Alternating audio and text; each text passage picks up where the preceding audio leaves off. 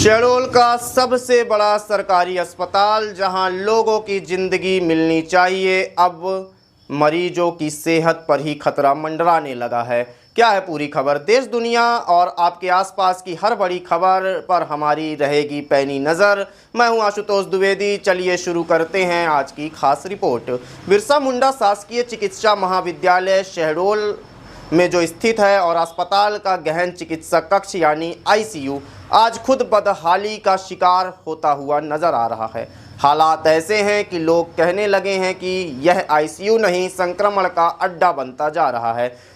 टूटे हुए पाइप, खुली ड्रोनेज, जंग लगी फिटिंग और गंदगी से भरे शौचालय, अस्पताल की तस्वीर खुद पूरी कहानी बयां कर रही है। सबसे बड़ा सवाल ये है कि जहां गंभीर मरीज जिंदगी और मौत के बीच लड़ाई लड़ रहे हैं, वहां साफ सफाई और सुरक्षा के इतने बड़े मानकों की अनदेखी आखिर कैसे हो सकती है।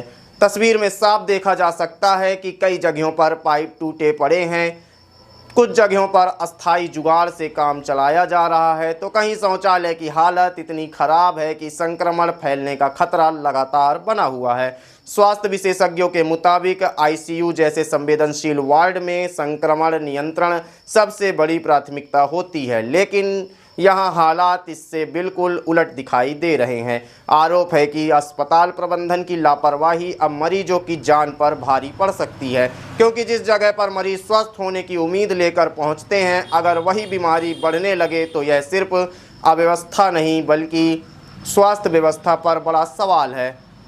अब सवाल प्रशासन और स्वास्थ्य विभाग से सिर्फ इतना ही है कि क्या मरीजों की सुरक्षा सिर्फ और सिर्फ कागजों तक ही सीमित रह जाएगी, या जिम्मेदार अधिकारी इन हालातों पर कोई ठोस कदम उठाएंगे, या फिर मरीज इसी तरह बदहाल व्यवस्था में इलाज करवाने के लिए मजबूर रहेंगे।